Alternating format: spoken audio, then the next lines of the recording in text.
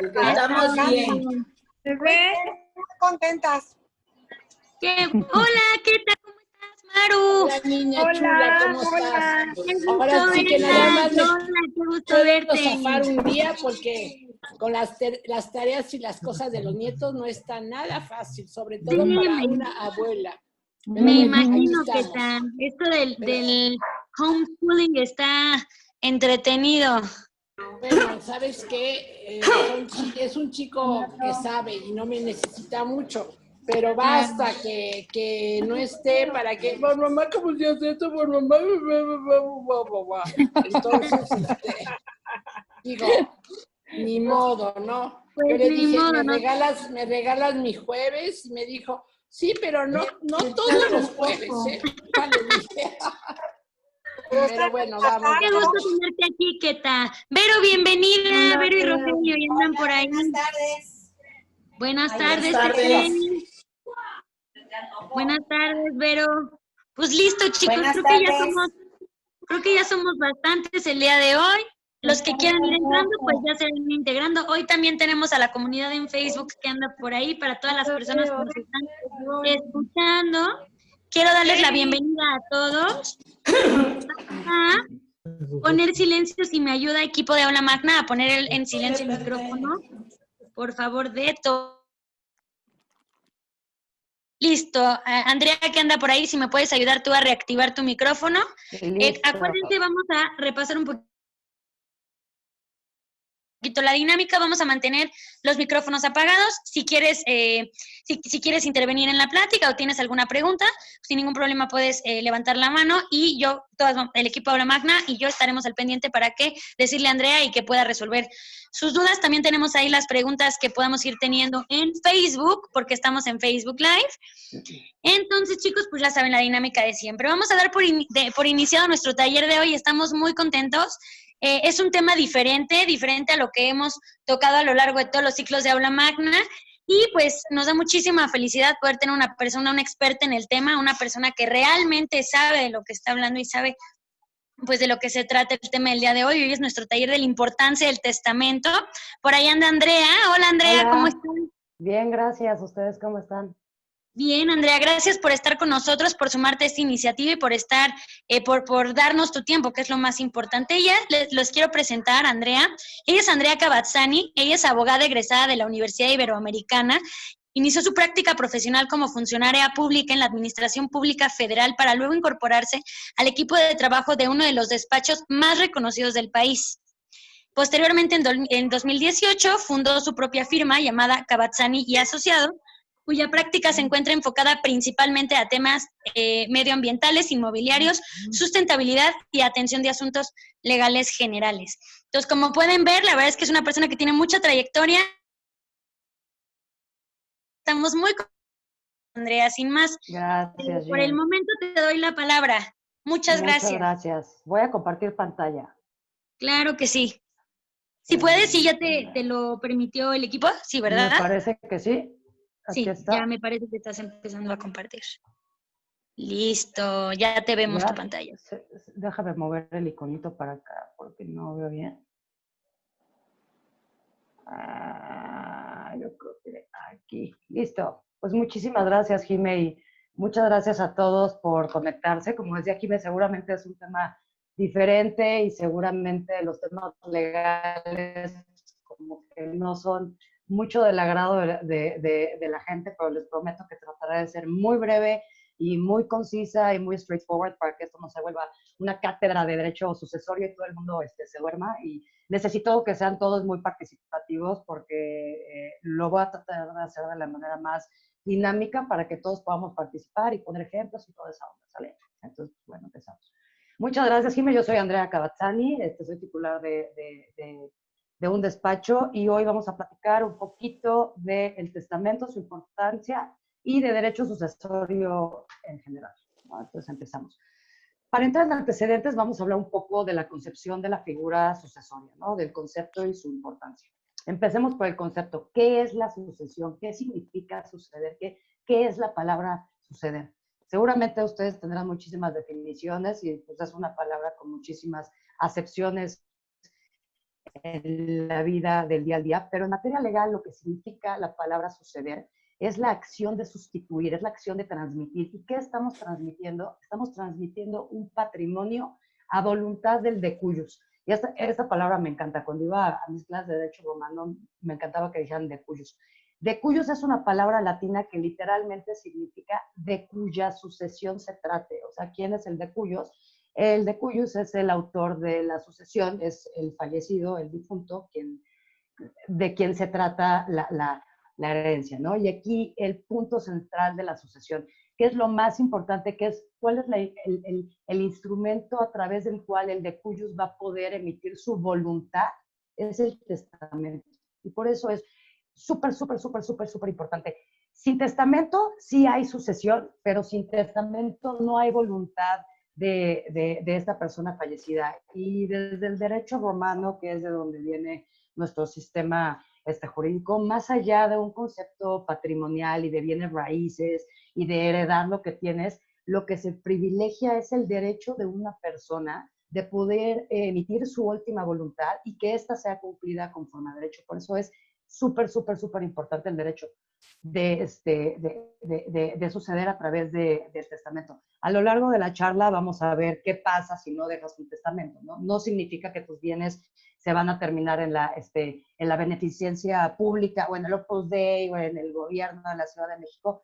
Simplemente hay otro proceso, pero es muy importante que si tú quieres hacer tu voluntad y si tú quieres transmitirle muerte, un mensaje legal para la disposición de tus bienes y materia, es muy importante que dejemos el testamento, ¿no? Ahora, la materia sucesoria está regida por el derecho civil, lo que significa que la ley que va a aplicar va a ser el Código Civil, y es importante mencionar esto porque dependiendo del estado, la entidad federativa en donde te encuentres, es lo que te va a aplicar. Si tú estás en el Estado de México, entonces te van a hacer aplicables las leyes del Código Civil del Estado de México. Si estás en Jalisco, las de Jalisco; si estás en Sonora, las de Sonora. Pero para efectos prácticos de esta presentación vamos a hablar de la Ciudad de México, porque de hecho la mayoría de los códigos civiles, si no es todos, es una réplica de lo que viene en el derecho del Código Civil para el Distrito Federal. No digo con algunas excepciones aquí y allá, pero prácticamente son todos los mismos. Entonces, vámonos a la definición de testamento conforme al código, que es muy importante, ¿no? Conforme al código, el artículo 1295 del Código Civil para el Distrito Federal dice que el testamento es un acto personalísimo, revocable y libre, por el cual una persona capaz dispone de sus bienes y derechos y declara o cumple deberes para después de su muerte. Y aquí resalté con un color llamativo los elementos que yo considero muy importantes a analizar hablando del testamento. El primer elemento es personalísimo. ¿Qué significa personalísimo? Literalmente significa personalísimo. Es muy personal, tan personal que es personalismo, y solo tú tienes la facultad de hacerlo sin la asesoría de nadie, sin que alguien te esté aquí diciendo, oye, pues, ¿por qué no hacemos esto? Es algo que le compete única y exclusivamente a la persona, al de cuya sucesión se trate. Y esto es muy, muy, muy importante, porque el hecho de que no sea personalísimo, si existe algún vicio en la voluntad de la persona, puede resultar en la nulidad del testamento. El siguiente elemento es revocable. ¿Qué significa que sea revocable? Que puede ser declarado nulo. Más adelante en la presentación vamos a ver cuáles pudieran ser las causas de nulidad. Después hablamos de la característica.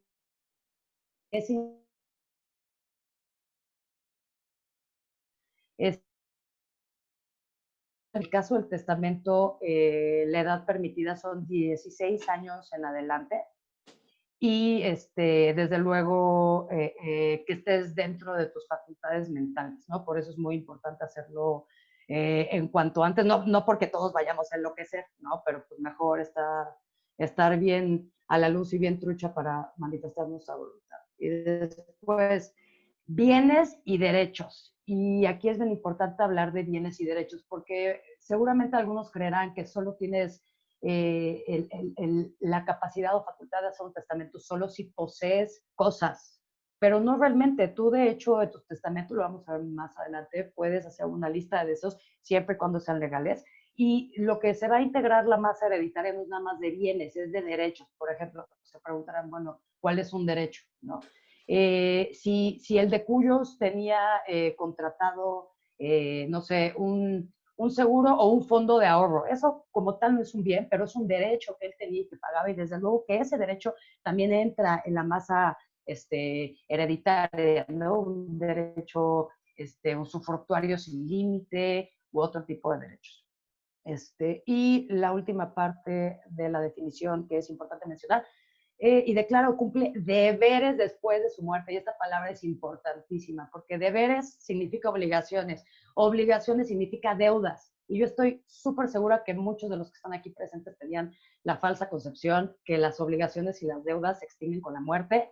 No en todos los casos, y más adelante en la presentación vamos a hablar de cómo se rigen las deudas en materia sucesoria. Entonces, ahora vamos a hablar de los tipos, actores, funcionamiento del proceso sucesorio. Aquí estoy poniendo un diagrama de flujo que ahorita lo vamos a comentar, y aquí una foto de una familia. Pues yo los veo muy contentos porque al parecer les va a ir muy bien con la herencia, y pues no sé si estén tan felices cuando designan a la albacea, ¿verdad? Pero bueno. Ok, tenemos dos tipos de sucesiones. La sucesión testamentaria, que es de la que hablábamos ahorita con el tema del testamento. Si tú dejas un testamento con las formalidades que te pide la ley, judicialmente va a haber un derecho de aseguramiento de que esa voluntad se va a cumplir, y eso a través del testamento. Si tú no dejas un testamento, entonces lo que va a pasar es que se va a llevar un procedimiento de sucesión legítima. ¿Qué significa sucesión legítima? Significa que un juez va a abrir un juicio para ver quién tiene mejor derecho sobre los bienes y derechos del de Cuyos, lo cual no es lo ideal. Es un proceso muy tortuoso, muy oneroso y de muchas sorpresas, porque muchas veces pasa, ¿no? De que tú tenías la idea, no sé, de la familia estaba construida por cinco miembros, se abre la sucesión y ahí te salen hermanos que no sabías que tenías y la mandan. Entonces, por eso es muy importante dejar el testamento bien escrito, ¿no? Ok, vamos a analizar cada uno de los elementos que integran el proceso sucesorio. El de Cuyos, ya dijimos que se habla de cuya sucesión se trate. En este caso, la legislación pide que sea una persona física. Esto es muy importante. Una persona moral no se puede morir, se puede extinguir, pero para su extinción se rige por otras leyes corporativas y hay un proceso especial. Entonces, cuando hablamos de testamento, estamos hablando única y exclusivamente de una persona física. Aquí es importante decir que también los extranjeros tienen el derecho de hacer un testamento aquí en la Ciudad de México, tienen ese derecho. Y tú como mexicano viviendo en el extranjero, también tienes derecho de hacer un testamento y que sea válido en México, siempre y cuando ese testamento hecho en el extranjero haya sido otorgado ante un cónsul con funciones de notario público, y los requerimientos y la forma que lleva tu testamento se ajuste a la legislación mexicana. En esos casos, aunque tú mueras en un país extranjero y en tu país extranjero hayas otorgado un testamento, esto se va a replicar a la ley mexicana y lo van a hacer válido. Eso es muy, muy importante de saber. Ahora, vamos después con la figura del notario público. Y aquí es bien importante que sepan, con todo el respeto a los notarios públicos. Los notarios públicos no son asesores legales. Ellos no te van a hacer una recomendación, qué hacer, oye, ¿qué hago? Sí, ellos no hacen eso. Los notarios públicos son dadores de fe. ¿Y qué significa ser dador de fe? Literal, dar fe. Formalizar un acto, y es lo único que hace. Pero es muy importante en este caso el notario público, porque es ante este fedatario público ante quien vamos a ocurrir a manifestar nuestra última voluntad para que el notario público lo inscriba y registre en el Archivo General de Notarías. Entonces vamos a necesitar al notario público, ¿no? Después hablemos de la herencia, que aquí viene la parte interesante de la conformación de la masa hereditaria. La herencia no es más que un patrimonio. Y como todo patrimonio, este está conformado por activos y pasivos también. ¿no? Entonces, además de tus casas, de tus bicis, de tu colchón, de toda la manga del muerto, a tu masa hereditaria también van a entrar los pasivos que tú tengas respecto de tu patrimonio, ¿no? Entonces, es falso decir que las deudas se extinguen con la muerte. Ahora, ojo, hay muchos servicios financieros, como las tarjetas de crédito y los créditos hipotecarios, que dentro de tu contrato tú pagas y que seguramente ni lo sabes, ¿no? Porque ya sabes que te lo ponen así en las letras chiquititas. Tú seguramente, si tienes tarjeta de crédito, tienes un crédito hipotecario, firmaste con letras chiquitas un seguro de muerte, lo que significa que ellos ya te están cobrando lo que ellos estiman que vas a deber si tú te mueres. Y eso sí no entra dentro de la masa hereditaria. Si tú tienes algún tipo de servicio financiero con un seguro por fallecimiento, no se considera como un pasivo, ¿no? Entonces, el patrimonio está conformado por activos y pasivos. Y aquí viene la parte interesante. Si bien no se extingue con la muerte, pero esas deudas, esos pasivos, únicamente se pueden pagar con el patrimonio mismo de la masa hereditaria, no con la de los herederos, no con la de la albacea, no con la del notario público, no con la de los hijos, solo con lo de la masa hereditaria. Entonces, esto significa, con tu, si tienes un pasivo de 100 en tu masa hereditaria, pero tus activos solo son 50, pues usas todos tus activos, pagas tu pasivo y los otros 50 que pasa, eso sí te los perdono, eso sí está condonado, pero es falso decir que las deudas se extinguen con la muerte. No es que se extingan, es que solo se van a pagar en la medida en que la masa patrimonial lo permita, y lo que no permita pagarse está condonado, ¿no?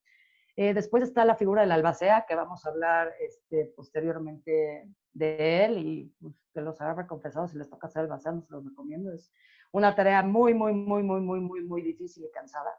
Y después vienen los herederos, legatarios y sustitutos. Y aquí se preguntarán, oye, ¿cuál es la diferencia entre un heredero y un legatario? Es un tecnicismo legal bien simple. Los herederos adquieren una masa universal respecto de todos los derechos. Digamos, yo hago mi testamento y tengo 3 hijos, y entonces yo en mi testamento digo que voy a heredar universalmente a 3 heredatarios que son mis hijos en partes proporcionales, 3, 3 y 3. Eso es una universalidad de derechos a personas determinadas. En cambio, los legatarios adquieren a título personal un bien personal. Por ejemplo, yo le dejo a mis hijos todo mi patrimonio, excepto por mi bicicleta, que es mi bien más preciado, que se la voy a dejar a mi entrenador. Y eso es un legado. Y esa es la diferencia. Realmente es un tema técnico-legal que no tiene mayor complicación. Y los sustitutos también son muy importantes, porque generalmente la gente no está acostumbrada a dejar sustitutos en sus testamentos, ¿no? Pero si algo pasa con los herederos, entonces, ¿a quién va a recibir ese derecho del que heredero era titular? Por eso es bueno dejar sustitutos, ¿no? Andrea hereda, y si no está Andrea, entonces hereda tal persona. Eso es un sustituto. Y ahora vamos a hablar de la capacidad de los herederos y legatarios, porque todos pensarían que todos tenemos derecho a heredar, pero no. Y aquí sí es como en las películas. Técnicamente, todos podemos ser herederos legatarios, siempre y cuando no nos veamos restringidos en esa facultad, y así dice la ley.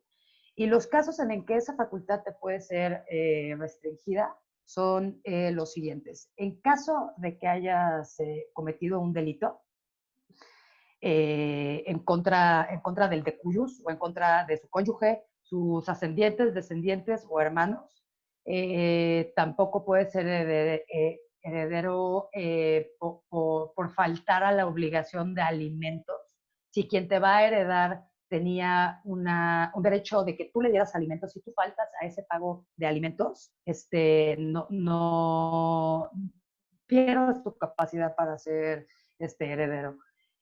También si eres un influenciador del testador, también pierdes tu capacidad de ser heredero o si tú mismo renuncias, porque tú puedes renunciar, ¿no? Si tú tienes la capacidad, así como de recibir, tú tienes la capacidad de rechazar y decir, no, no, gracias. O también los incapaces legales, esto significa los no nacidos, ¿no? A los bebés, tú no le puedes dejar una herencia a una persona que no existe. Tú no puedes decir, ok, si yo falto, todo mi patrimonio se va a ir al hijo de mi hija, que no ha nacido, porque es una condición que no está sujeta al cumplimiento voluntario de alguien. Entonces, sería ineficiente, porque qué tal que tu hija nunca tiene un hijo, entonces ¿a quién se va la herencia? ¿Me explico? Entonces, ese tipo de cosas también tampoco puede ser heredero una persona que no existe, alguien no determinado, ¿no?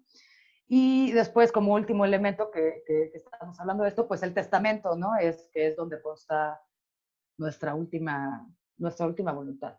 Ahora vamos a hablar única específicamente del tema del testamento. Hablábamos de la importancia, ¿no? Y espero que con este ratito que llevamos haya logrado sensibilizarlos de por qué es tan importante ejercer nuestro derecho a testar, ¿no? No solo implica un patrimonio, es preventivo también, ¿no? Nadie sabe cuándo nos vamos a morir, pero sí sabemos que todos nos vamos a morir, ¿no? Entonces, mucha gente dice, no, pues es que yo todavía estoy muy joven, o yo no tengo bienes, yo no tengo nada que dejar, pues no tengo hijos, pero es muy importante que hagamos ese ejercicio. Y aquí les quiero preguntar a ustedes su participación, ¿por qué creen que sea importante dejar su última voluntad por escrito? ¿Tienen alguna idea? A ver, vamos a ver si hay alguien por ahí que quiera participar. ¿Alguien por ahí? Familiares. ¿Lo puedes repetir, Yola? Para evitar problemas familiares. Claro, es súper, súper buena respuesta. ¿Alguien más? ¿Alguien más? A ver, Rosa María. Rosa María, por favor, prende tu micro. Si no tienes a quién dejarlo, obviamente el gobierno puede tomar esos bienes, ¿no? Por ejemplo, una cuenta bancaria, no sé, de que después de mucho tiempo ahorita que no vamos se a ver mueva y no se haga, te la puede incautar el gobierno, ¿no? Claro, de hecho, qué inteligente comentario. Sí, Es también súper. Perdón, adelante. Ajá. Ajá, también para arreglar los asuntos legales en caso de la pérdida del esposo o la esposa, ¿no? También. Claro, tú puedes dejar poderes irrevocables, puedes dejar muchísimas cosas que no implican un derecho patrimonial sobre un bien, ¿no? Y ahorita qué bueno que estamos haciendo este ejercicio porque seguramente las participaciones de los integrantes les darán ideas a los otros participantes. Entonces, claro. Jorge, bueno, gracias, Lulu. Andrea, gracias, sí, tener todo en orden. Otro punto sería porque si no tienen un testamento y muere intestado si no dejó nada. Totalmente. Y eso es un problema porque tienen que hacer una serie de movimientos de juicio para poder llegar a esto y eso a veces tarda mucho, ¿no? Es tardadísimo. Estamos hablando de un proceso de mínimo 4 años. Es muy, muy, muy, muy, muy pesado. Y sí, y como decía Rosa María, perdón, adelante. Nada más, sí, ya no son 5. Oiga, en caso de que sea entre marido y mujer una boda de bienes mancomunados, si hay sin haber testamento, fallece uno de los dos, ¿es necesario hacer algún papeleo para que el otro quede en posesión de los bienes? Sí, y ahorita más adelante en las próximas slides vamos a estar hablando de ese procedimiento, de qué pasa si. Ahorita llegamos a eso. Pero bueno, Mari Bravo preguntó, Andrea, preguntó que si en el caso de hijos únicos es necesario hacer testamento. Claro, sí, claro. Claro, porque pues tú piensas que tienes un hijo único, pero puede haber alguien que tenga un buen derecho sobre un bien determinado y aunque sea hijo único, es importante que tú dejes tu patrimonio y expresas tu voluntad en un papel por escrito. Sí, no salen hijos sorpresa. Exacto, sí, y a nadie le gusta esa escena con el notario de ¡ay! ¡Hola, hermanos! No. No es una bonita, no Oye, es una bonita escena. Andrea, y yo creo que, bueno, no sé, corrígeme, yo tengo un comentario al respecto de la importancia del testamento, que luego pensamos que solo en el testamento se pueden poner bienes, ¿no? Y creo que Claro. también se puede poner el qué pasa con nuestro cuerpo si morimos, o la parte de la donación de órganos, ¿no? Exactamente, y ese, este tema gracias, tan Jimé, sonado. sí. Sí, y de hecho ese es el siguiente punto, ¿no? ¿Cuál es el contenido del testamento? ¿Qué va a venir en el testamento? Y si ustedes no tienen testamento, es un ejercicio importante que lo hagan ahora o después cuando tengan tiempo, pero hacer una lista de las cosas que ustedes quisieran dejar en su testamento, ¿no? Y aquí en la pantalla, en este slide, capturé algunas de las más importantes. Desde luego el patrimonio, la descripción de tu patrimonio, el albacea, que es importantísimo, decir quién se ganó la rifa del tigre. No importa si no se hace, los herederos son quienes están facultados para designarlo. Tienes que dejar a tus herederos universales por tu legado. Y algo bien importante, tú puedes dejar un testamento condicionado, siempre y cuando esa condición sea legal. Vamos a hablar de una condición legal. Supongamos que yo tengo una hija que tiene 13 años y desafortunadamente sufre un accidente y fallezco. Y mi testamento dice que le voy a dejar todos mis bienes hasta que cumpla 18 años. Esa es una condición legal, ¿no? Eso sí se puede. Pero, por ejemplo, no sé, mis papás eran unos grandes jugadores, ¿no? Les encantaba el juego y la ficha y la bebida y la manga del muerto. Entonces, soy su única hija, fallecen desafortunadamente y me dejan un lanal de dinero y dicen, Andrea, queremos que ese dinero lo uses única y exclusivamente para abrir el casino más grande de la Ciudad de México. Pues no, pues sí, estaría muy chido ese casino, pero es ilegal. Los casinos en México no existen, el juego y el azar es una actividad ilícita. Esa sería una condición ilegal. Si tú vas a condicionar la ejecución de tu legado a algo, tiene que ser algo que esté permitido por la ley. Y como bien decía Jimena, no nada más se trata de un tema patrimonial de bienes. Tú puedes dejar cualquier tipo de deseo, siempre y cuando sea legítimo y legal. Como bien decía Jimé, tu voluntad anticipada, el uso de órganos, por ejemplo, la designación de tutores, si tienes hijos menores de edad, y si faltas tú, quieres decir, bueno, si hago falta yo quiero que X persona se haga cargo de mis hijos y este tipo de cosas. Y aquí otra vez viene, les pido participación. ¿Qué se les ocurre además del tema patrimonial? ¿Qué otra cosa pudieran dejar en su testamento que no sea un bien material? Bueno, puede hacer un servicio. ¿Un servicio? Sí, por ejemplo, o un acceso. ¿Qué pasa con un servicio? ¿Cómo heredo yo un acceso al Estadio Azteca? Pues literal, o sea, si necesita de paga, solo lo va a poder pagar en la medida que la masa hereditaria lo permita. Si no, lo tendrás que pagar tú. Si tú quieres seguir con tu palco del ¿cómo se llama? Del Estadio Azteca. Pero sí, es algo muy inteligente. Puedes dejar un servicio, ¿no? De, oye, o que con este dinero mi sobrino vaya a la escuela y dejas una lana para que esa persona reciba un servicio educativo. Puedes dejar lo que quieras. ¿Qué otra cosa se les ocurre que pueden dejar plasmada en su testamento como última voluntad? Como una colección. Yo tengo piezas de colección de Swarovski, las piezas antiguas, y se las dejo a mi nieta, a una de mis nietas, que es la que le gusta todo esto. Y ya las otras nietas saben que no les toca nada porque no les gusta. Claro, pero es importante que en tu testamento digas que es para esa nieta, porque aunque ella sepa... claro. O sea, porque si tú, aunque al interior de tu familia sea bien conocido que esa nieta en específico era a quien le encantaban tus piezas Swarovski, si tú no lo dejas por escrito, luego vienen los... Buen ejemplo. Ok, bueno, seguimos si nadie tiene más ejemplos. Después, hablemos de la formalización del testamento. Aquí en México y en todas y en todos los sistemas legales, la ley en ciertos casos para que un acto tenga validez y sea legal requiere del cumplimiento de ciertas formas. Esto se llama formalidades.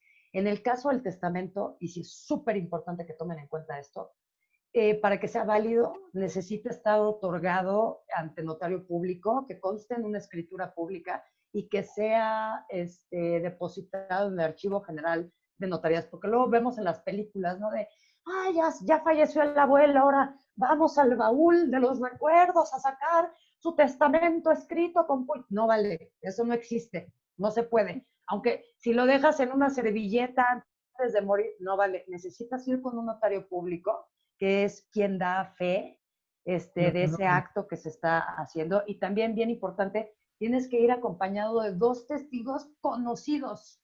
Y es bien importante que sea gente que te conoce bien, porque muchas veces, y sí pasa, luego, pues, ¿qué? Pues un extranjero que no tiene familia, que no tiene cuates aquí, va al notario y dice, oye, pues no tengo a mis 2 testigos, puta, pues, a ver, salta al viene y al güey del parquímetro, ¿no? Que ya me puso la araña, perdón, vamos a que sean testigos.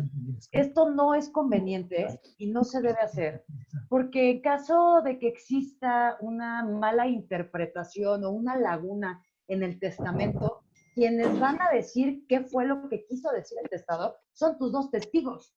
Entonces, pues no te conviene que el viene ni el güey de la araña sean quienes te están dando tu voluntad. Me explico, tienen que ser gente cercana a ti, gente que te entendía, seguramente algún familiar, un amigo con quien te lleves muy bien, un buen cuate que sea sensible a lo que tú quieres para después de tu muerte. ¿Me explico? Ok.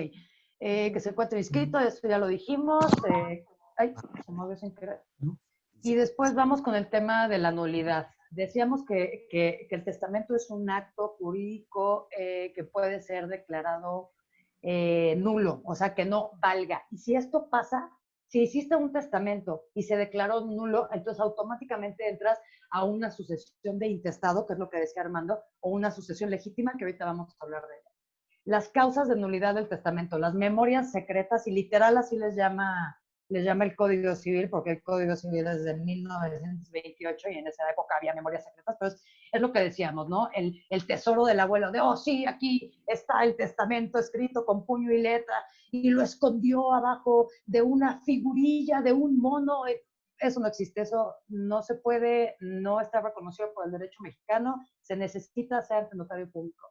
Después, si el testamento fue otorgado bajo la influencia de amenazas, también puede ser declarado nulo. Desde luego se tiene que seguir un procedimiento judicial para probar que fue otorgado bajo la influencia de amenazas.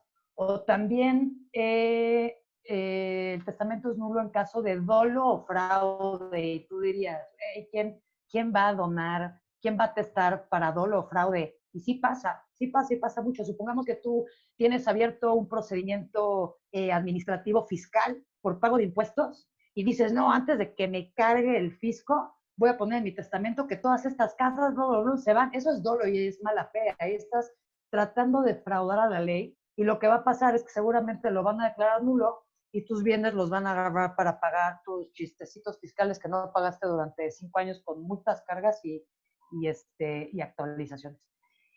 Y el último elemento es que esté dado en contravención de la ley. Si no sigues la fórmula que te da la ley, que sea ante notario, que diga cosas legales, que sean legítimas, etcétera, etcétera, también puede ser declarado como nulo.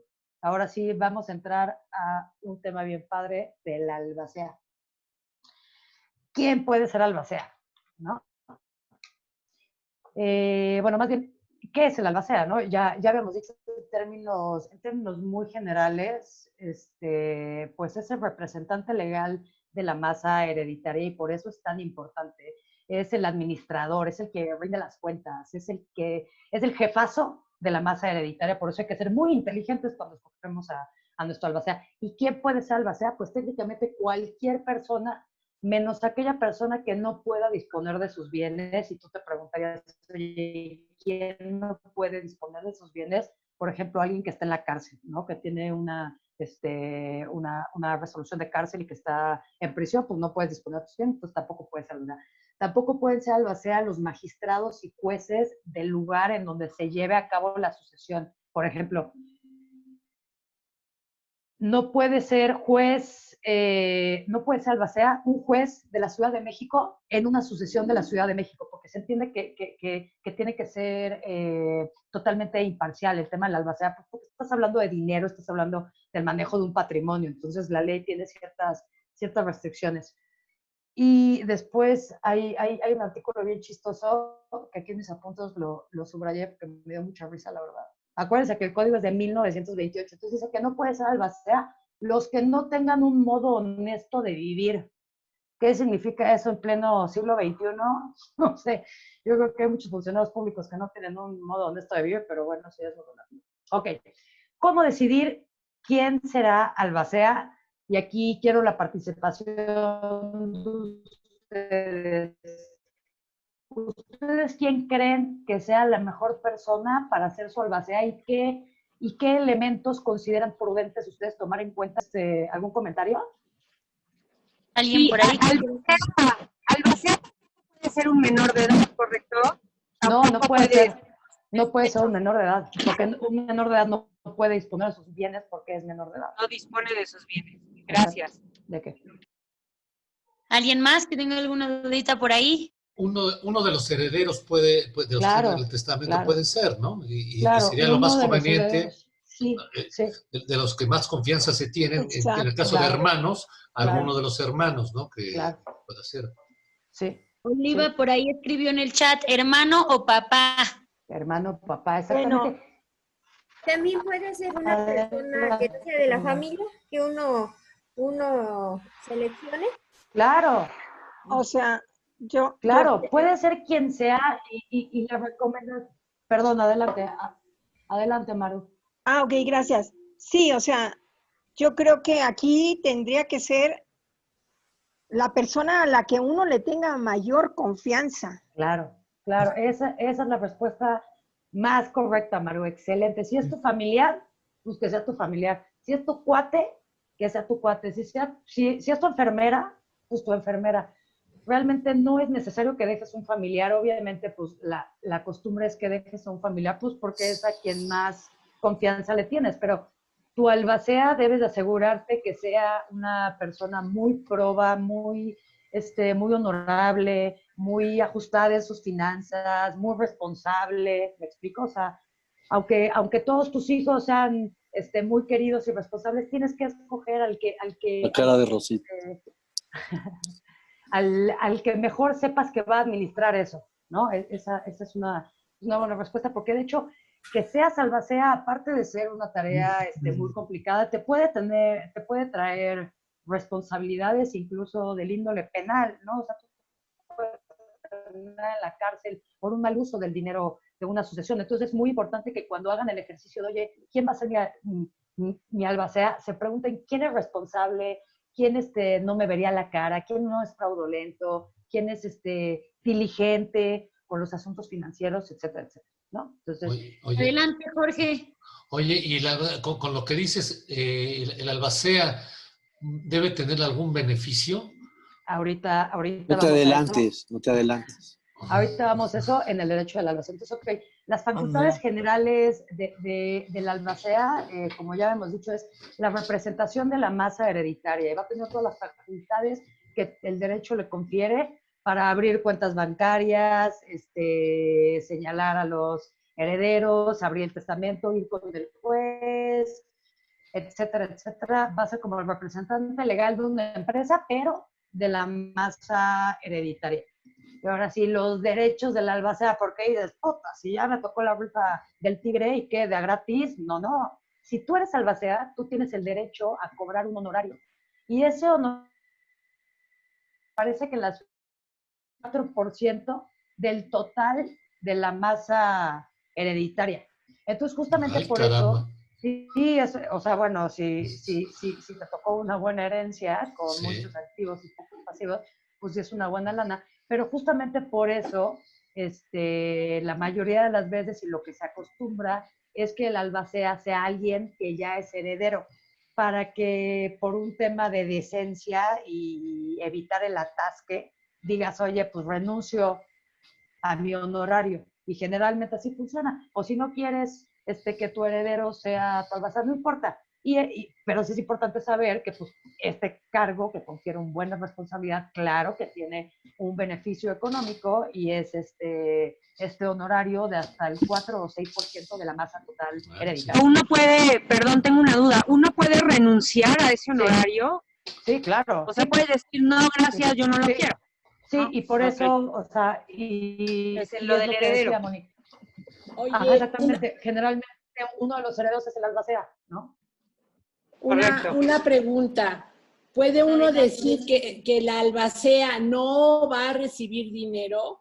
No. ¿No va a recibir un sueldo? Nada, pues puede ser otra cosa. No.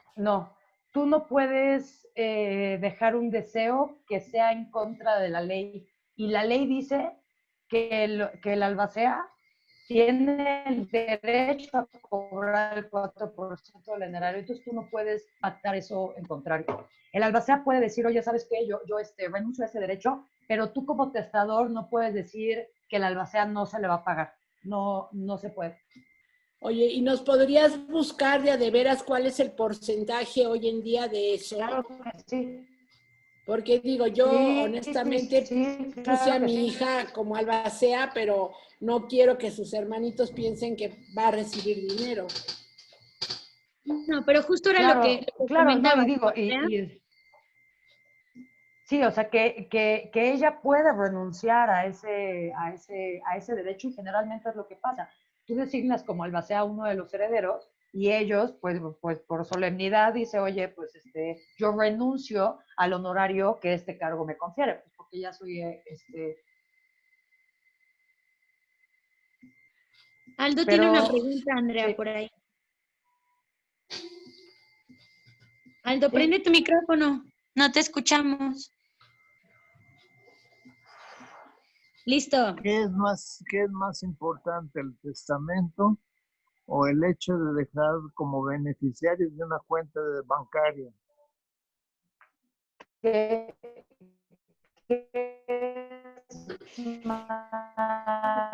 No se oye nada. Estamos perdiendo un poquito, Andrea. Creo que por tu conexión a internet. No. Vamos a dar un segundito a ver si se recupera la conexión a internet. Abogada Andrea. Está un poquito pasmada, pero ahorita... Está cortando mucho. Yo los escucho. Esperemos, Andrea, creo que... ¿Ustedes no me escuchan? Creo que tu conexión a internet está un poquito fluctuante porque de repente te perdemos. Ya, aquí me escuchan bien. Ahí ya está, ahí ya te escuchamos, perfecto. Andrea. Aldo estaba preguntando que qué es más importante, si dejar a tus beneficiarios de una cuenta o de tu testamento. Pues, ¿Cuál es más fuerte? ¿Cuál mata cuál? ¿Cuál mata cuál? Pues yo creo que en un conflicto de leyes un juez lo tendría que resolver y como tendría que resolver fue cuál pasó primero. Si tú primero dejaste a tu beneficiario de cuenta a tu sobrino y después en tu testamento dijiste que tu hija iba a tener todo, lo que debería de subsistir fue el que se dijo primero. A menos que sí, en el testamento específicamente digas, y de la cuenta bancaria que dejé a mi sobrino, ya no es él, es mi hijo. Pero eso lo tendría que resolver, lo resolvería el juez. Ahora, no necesariamente tiene que especificar qué. Puedes hacer un término general en donde digas todo lo que se refiera a esto pasará, tal. Y con eso ya incluye cuentas bancarias, cuentas de esto, todo lo que se requiere. Claro. Abogada. Sí, exactamente. Sí. Abogada. Sí. Mira, aquí te estoy apoyando un poquito.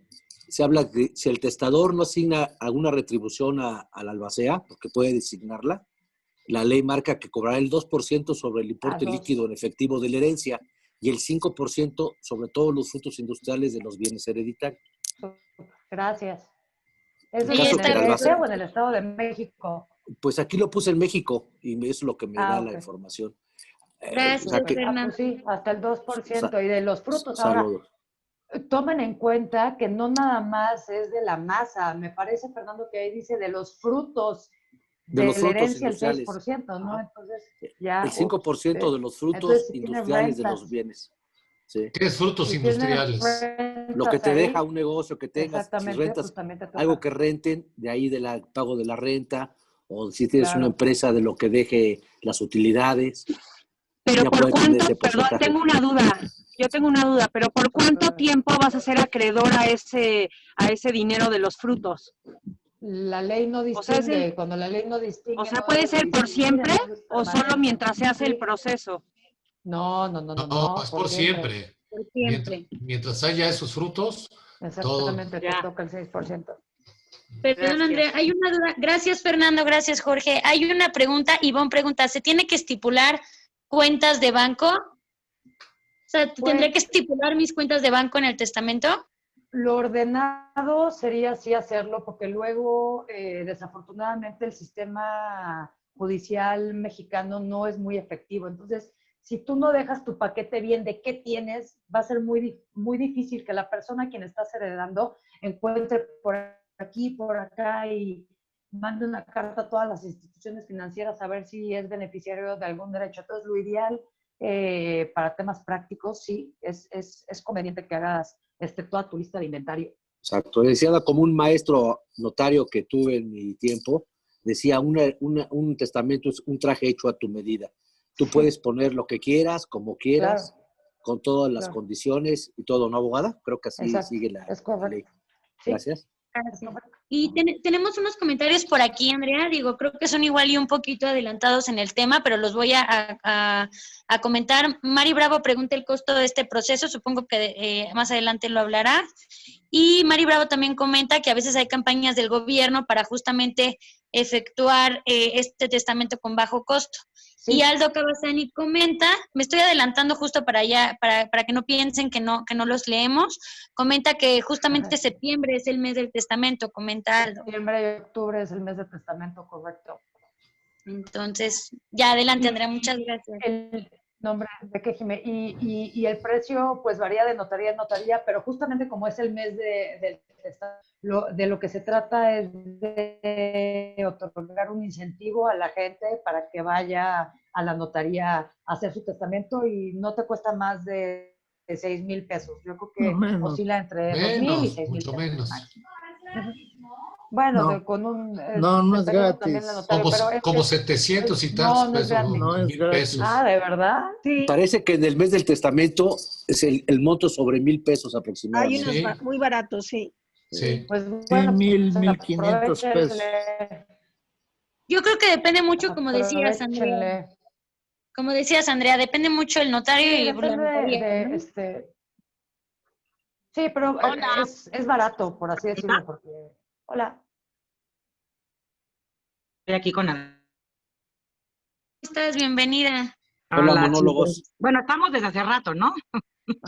Desde que empezó. Oigan, bueno, de lo de cuánto cuesta, creo que el mes de testamento está entre 1,500 y 1,750 más o menos.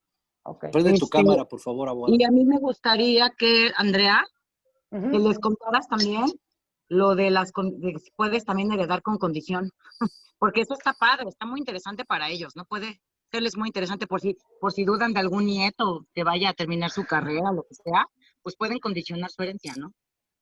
Era eso. Sí, y de hecho de eso ya habíamos platicado hace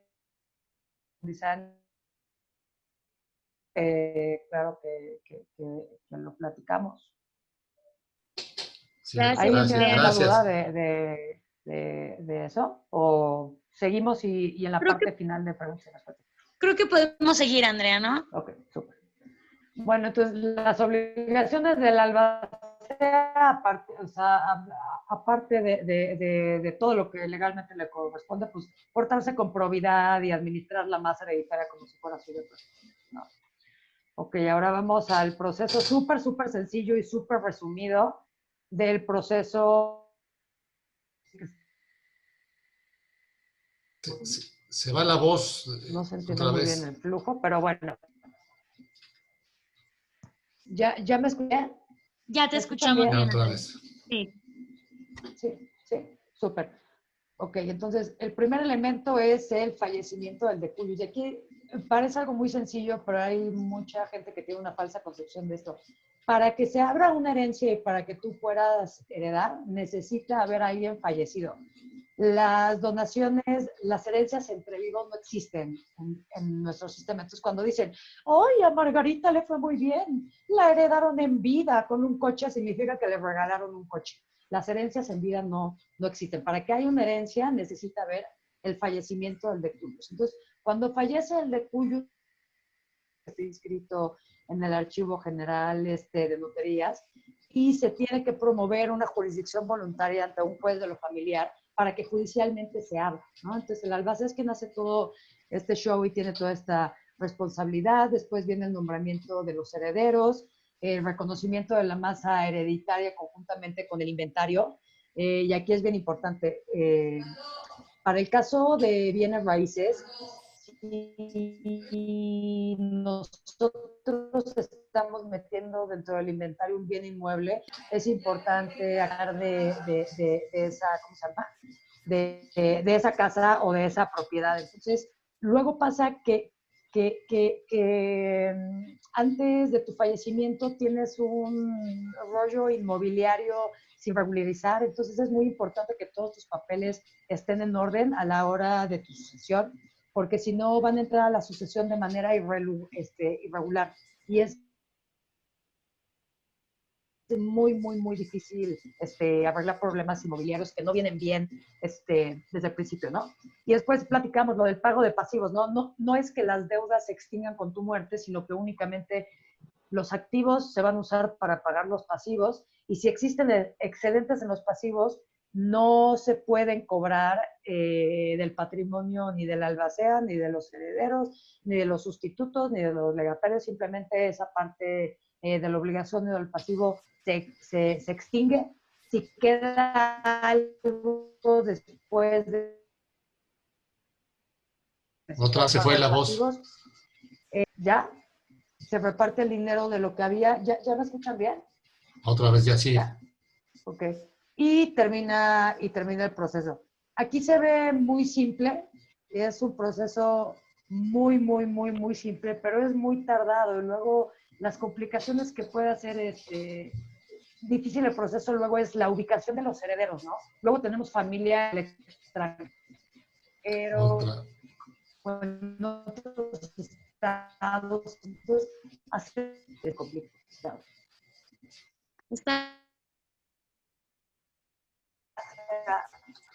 Chicos, no se desesperen, como está lloviendo, acuérdense que ya nos había pasado, entonces nada más tengamos un poquito de paciencia. Es algo que no depende mucho de nosotros, es la conexión a internet, entonces conforme vaya agarrando el internet de Andrea, pues aquí estaremos. ¿Nos escuchas, Andrea? Ya. Sí, yo los escucho perfecto, Jimé. A mí no se me ha cortado. Acá sí de repente se va tu voz y se oye todo. Tú te cortas un poquito, Andrea. De repente se va tu voz, pero no te preocupes, está lloviendo y a veces así sucede, entonces no pasa nada. ¿Aquí ya? Oye. Aquí está. Si puedes repetir lo último que estabas comentando. Que ahora sí venimos a la parte de qué pasa. Otra vez.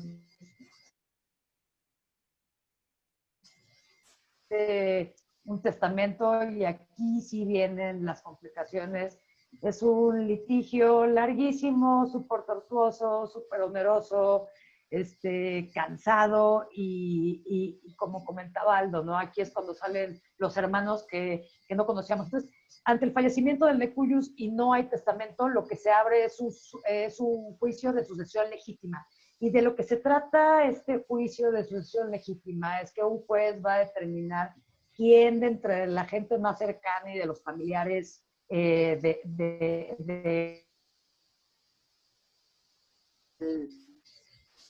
estamos perdiendo también. Te estamos perdiendo de nuevo. Se pierde otra vez. A ver, creo que ya te escuchamos bien. ¿Ya? Ya te tenemos de nuevo. Entonces, la idea es no llegar justamente a una sucesión legítima. La idea es tener un testamento para que haya claridad, para que haya orden, para que se sepa cuál era la voluntad del testador. Entonces, por eso justamente es la sensibilización a invitarlos a todos, sean mayores, jóvenes, no tan jóvenes, bueno, mayor de 16 años como pide la ley, para que dejen su voluntad por escrito a través del testamento y evitar un juicio de sucesión legítima que les va a tomar mucho tiempo y va a ser muy tortuoso para todos los familiares, ¿no? Entonces, oye, abogada, una pregunta rápido. En el caso de la albacea, que es importante, si el autor de la herencia deja como albacea a una persona moral, ¿qué poderes requiere dentro de la persona moral para que pueda hacer como de albacea? ¿El que tenga los poderes amplios, completos? Pues sí, de dominio seguramente. Sí, y si 3 socios, por ejemplo, 3 socios tienen las mismas facultades, ¿qué pasa ahí? Hay un concurso, es una empresa, es una persona moral que la dejan de albacear la empresa. Y 3 socios, digamos, no parientes desconocidos, tienen todas las facultades, al 100%, todas. Pues ¿Quién es el que funge? ¿Quién decide cómo albacea? Porque hubo un caso muy especial sobre estamos hablando de una persona moral. Y las personas físicas y los socios son solo aquellas personas que hacen cumplir la voluntad de la persona moral. Pero el albacea no es ninguno de los socios. El albacea es la persona moral, pero ahora que lo mencionas, no me imagino cómo una persona moral pudiera ser Porque sí es válido legalmente que el autor de la herencia puede dejar como albacea a una persona moral. O sea, es válido dentro de la ley. Entonces, nomás quería saber si la persona moral, una persona moral es una empresa. Pero son casos muy raros. Mira, sí. Pero quiero con la especialista que me diga. Es un tema de representación legal, pero, o sea, no es que ellos... La persona moral va a ser quien es la albacea. Y seguramente, dependiendo de su órgano de administración y de las reglas de administración que tenga esa persona moral, se van a tomar las decisiones. Seguramente quien físicamente va a resultar ser el albacea va a ser el consejo de administración o la junta de socios. El administrador único o alguien que sea. Ajá, exactamente, o quien tenga los poderes de administración de la empresa. Por jerarquía, prácticamente. Gracias, Mon. Gracias. Sí. Ok, y entonces ya, por último, mitos del testamento y la sucesión. La primera y más importante, la herencia es de la familia, no es cierto. Eso no es cierto. Tú le puedes heredar, tú le puedes dejar tus bienes, tú crees que no lo merecen, tú le puedes dejar lo que sea a quien tú quieras. Entonces, ese es un mito muy importante. Pues, el seguro sí entran dentro del patrimonio de la masa hereditaria los pasivos. Otro mito, solo se puede hacer un testamento una vez. Esto no es cierto. Tú puedes hacer tantos testamentos quieras, siempre y cuando sigas la misma regla que hiciste para el primero, que es ir con el notario e inscribirlo, y el último que esté inscrito va a ser el válido. Entonces tú puedes hacer 3, 4, los que tú quieras. Si cambias de opinión de, oye, pues ¿sabes qué? Pues, ya no me siento tan cómodo dejándole mis bienes a esta persona, lo quiero cambiar, lo puedes hacer. Después otro mito. Solo ya cuando estás en tus últimas, eso no es cierto y es bien valioso lo que decía Jimena, para el tema de la, ¿cómo se llama? De qué van a hacer con tus órganos o si tú quieres disponer otra cosa. No importa si es una persona joven y no importa si no tienes, tú puedes dejar tu testamento y no necesitas estar enfermo para hacerlo. ¿Ya me escuchan bien? ¿Sí? Andrea, los órganos... No,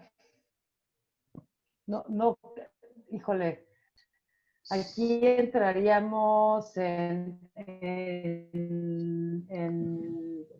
¿cómo se llama?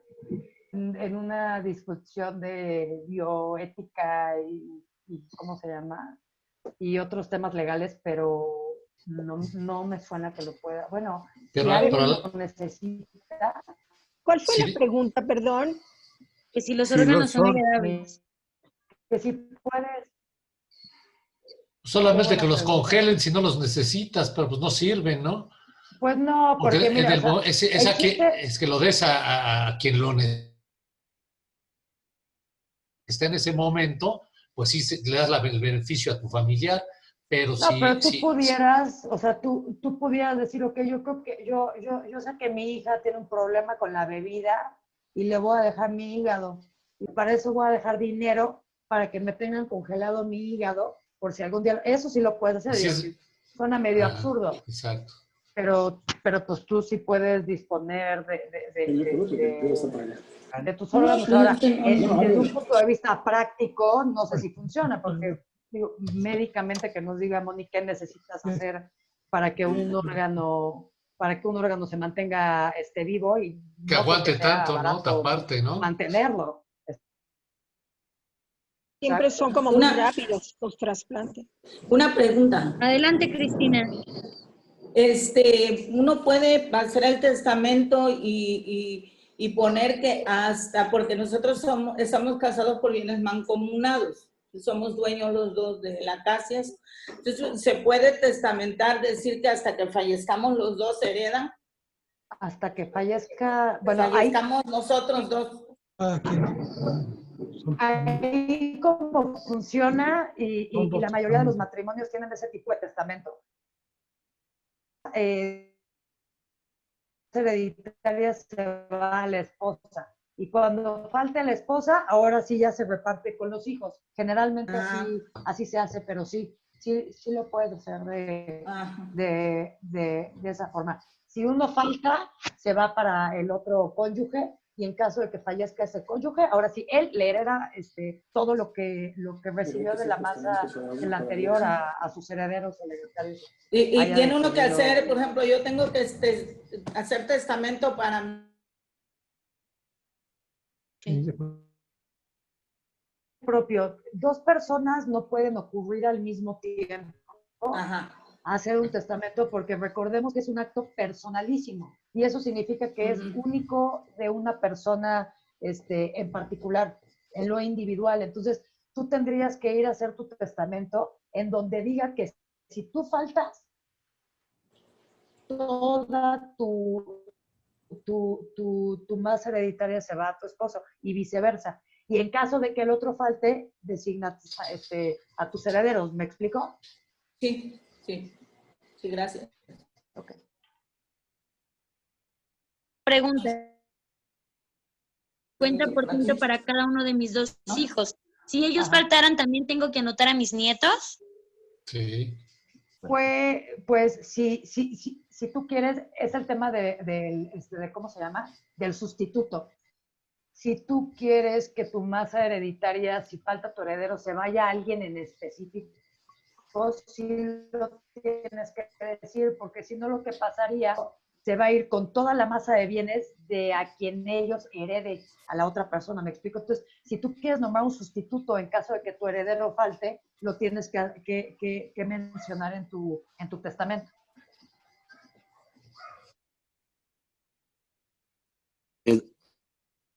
Basani, estoy aquí apoyándome, no es que lo sepa. Cuando los órganos no se heredan, los órganos se donan y el cuerpo. Entonces lo que hay que hacer para poder donar el cuerpo y órganos es redactar un testamento vital, se llama. Un testamento donde tú quieres decir qué quieres que te hagan, qué órganos quieres donar, tu cuerpo, qué tratamientos en caso de que ya no puedas tú decir quieres que te hagan. Y lo haces ante presencia de 3 testigos o ante un notario sin necesidad de testigos. Claro, pero lo puedes meter dentro de tu testamento, ¿no? O sea, puedes poner... El testamento vital sí se mete en el testamento. No, está bien. Exacto. Y pregunta Mari Bravo, gracias Fernando. Pregunta Mari Bravo que hay de cierto que lo que se hereda no entra en reparto en caso de divorcio. ¿Cómo? Depende, es que ese es un tema familiar, civil. Ya se complica.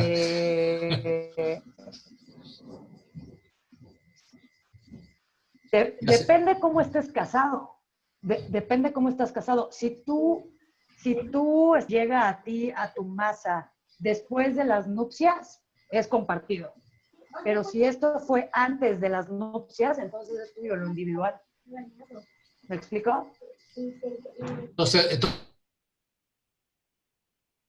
a lo que se refiere es al compartido. Si ya pasa en el Pues se compartido, ¿qué comparte, o sucede? sea, Si después si hay divorcio y hay un testamento para los hijos, ¿qué pasa ahí? para los hijos no. A ver, O para otra persona, para... si la herencia la recibiste después de casarte por bienes mancomunados, entra a la mancomunidad, entonces también son compartidos con tu cónyuge. Si estos bienes o esta herencia la recibiste antes de contraer nupcias, son tuyas, es tuyo. Pero son casos muy rebuscados. Pero los hay, después, por eso pregunta, uno pasan. La materia sucesoria, bueno, a mi parecer es sumamente compleja y casuística, y el Código Civil tiene muchísimos capítulos de cosas que ni te imaginarías que pudieran pasar, y ahí viene regulado todo, pero sí es muy complejo porque las posibilidades de una circunstancia hay. ¿Puede silenciar su micrófono? Perdón.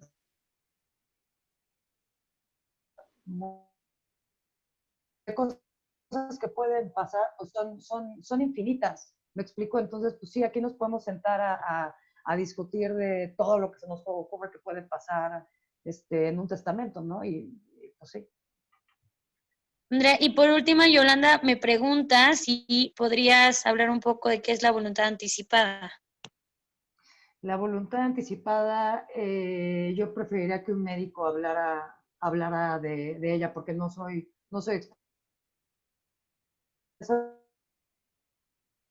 Está, pero digo, sin embargo, la voluntad anticipada es la preferencia que tiene una persona con respecto al cuidado de su salud, ¿no? De su cuerpo, de su vida. Claro.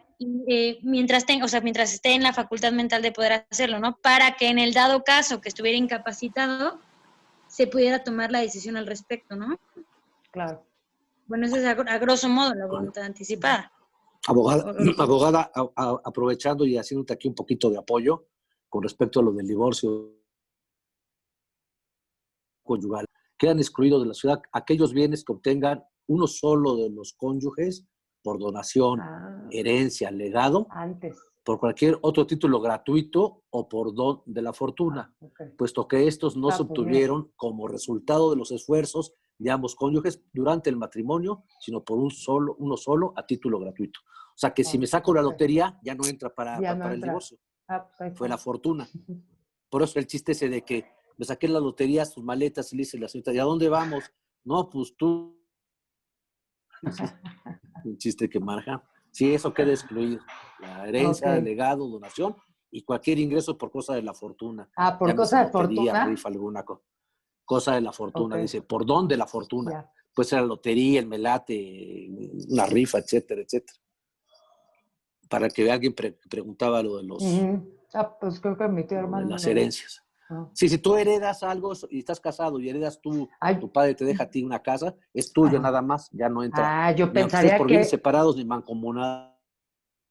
En sociedad conyugal estás exento, mira. No, y te voy a decir por qué. Ahorita yo o sea, nada más como con criterio legal, como abogado.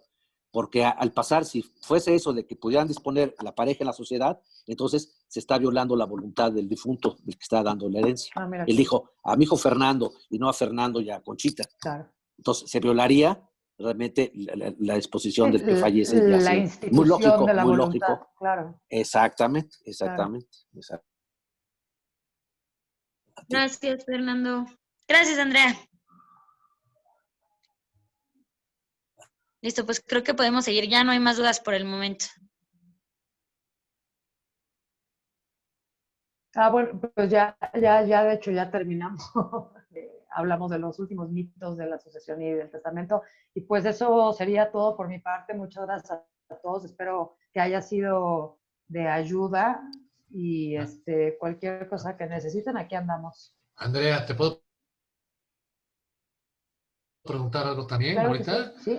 En el caso de lo que es el usufructo vitalicio, que se maneja muchas cuando pones algún bien de los que vas a tener usufructo vitalicio, tú eres el que vas a tener la oportunidad, el beneficio de estar ahí sin que tengas problema. ¿Eso qué pasa? Los propietarios son a los que se les está poniendo el nombre del bien, y uno está recibiendo el usufructo vitalicio.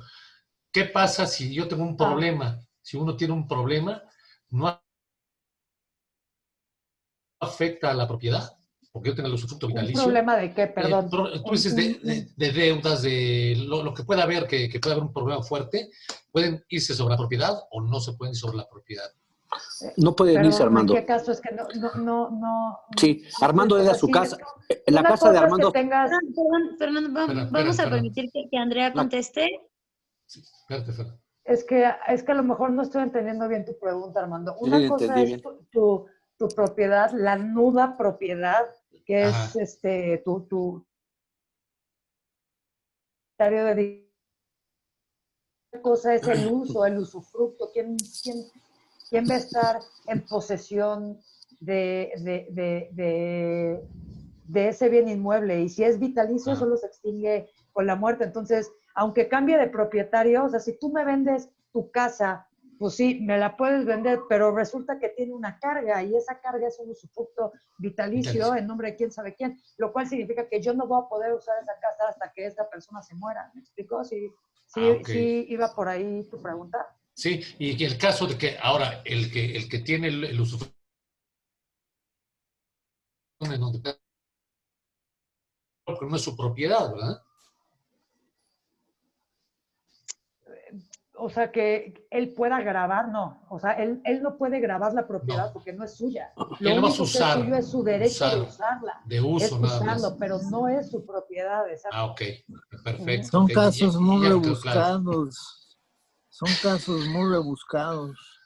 Estamos en una tesis ahorita. No, pero muchas gracias. En realidad es que pues son dudas que surgen. ¿Hay alguna otra duda que surja por ahí, Andrea? Pues también podrían comentárnoslas en el grupo Habla Magna para podértela preguntar, ¿no? Claro que sí. Claro que Muchas sí. gracias. Muchas gracias. Oye, Andrea, y te felicito de veras por tu presentación, ¿eh? La verdad estuvo muy interesante, ¿eh? Muy interesante. Muchas gracias. Qué bueno que les gustó y del tema de dudas, que algunas son muy rebuscadas. La verdad es que la materia civil es súper casuística y cada caso en concreto se resuelve de forma diferente, ¿no? No una fórmula para resolver todos los problemas legales, porque cada uno tiene sus aristas y sus particularidades, ¿no? Entonces, eso es súper importante. Si tienen alguna duda respecto de todo esto que hablamos, acuérdense, los notarios públicos no son asesores legales, son fedatarios de público, son fedatarios públicos, son dadores de fe, y más bien tendrían que asesorarse con un abogado litigante civil, ¿no? No con el notario público, que luego pues mal asesoran. Perfecto, muchas gracias. Pues Mari Bravo, una última pregunta que tenía Mari Bravo por ahí. Adelante, Mari. Yo nada más quiero hacer un comentario de lo que están diciendo, de que hay casos muy rebuscados, ¿no? A veces se cree uno que tiene una familia perfecta, una familia unida, una familia pues única, ejemplo, y cuando llegan a faltar los padres, eso ya no existe. Que sean casos rebuscados, mientras haya dinero de por medio, hay peleas. Hay peleas. Exacto. Así es, esa es una realidad. Exacto, sí, cierto. Como dices tú, Andrea, en este mundo hay de todo y puede haber mil cosas que se tienen que ver individualmente, mil situaciones que tienen que estudiar individualmente cada asunto, ¿no? Pero en eso, lo importante es tener conocimiento, como lo tienes tú, para saber cómo actuar en cada escenario, en cada caso, ¿no? Muchísimas gracias a todos por estar aquí con nosotros hoy. Andrea, muchas gracias por tu intervención de hoy. La verdad es que con esta plática de hoy quisimos pues invitarlos a todos, a la comunidad de Facebook, a las personas que tenemos aquí en Zoom, que no importa la edad, que era lo que tú decías al inicio, no importa la edad, siempre es bien importante tener un testamento y educarnos, educar a la población en general a unos cuantos días de septiembre para que la gente aproveche y pues septiembre mes del testamento. Hay muchas promociones y ofertas y como vieron, como muchos comentaron, hay notarías en las que están más baratas que en otras. En realidad es que vean el precio que más les convenga o la notaría que más les convenga, siempre y cuando pues sí hagan su testamento, ¿no? No importa la edad, no importa, porque justo yo platicaba con el notario, yo tengo, justo le quiero comentar, tengo 25 años y ya tengo mi testamento, porque y que nada nos va a pasar, ¿no? Claro. Y que pues somos inmortales y pues no. Exacto. Entonces es justo bien importante, los invitamos a todos los que no tengan testamento, háganlo, acérquense pues a su notario de preferencia. Y Andrea, muchísimas gracias por estar el día de hoy con nosotros, muchas gracias. Gracias, Jim. Una plática muy informativa. Muchas gracias a ustedes. Gracias a todos. Espero que les haya sido de ayuda. Gracias, Andrea. Saludos a todos. Bye. Acuérdense, chicos, mañana es Día del Abuelo. Para los que son abuelos, acuérdense que tenemos una sorpresa preparada para ustedes el día de mañana. No olviden conectarse, por favor. Nos encantará verlos mañana. Muchas gracias por su participación el día de hoy aquí. Como siempre, nos encanta verlos contentos, participativos. Y nos vemos mañana, chicos. Cuídense mucho, que tengan bonito jueves. Gracias, igualmente. Gracias. Nos vemos al rato, Vero.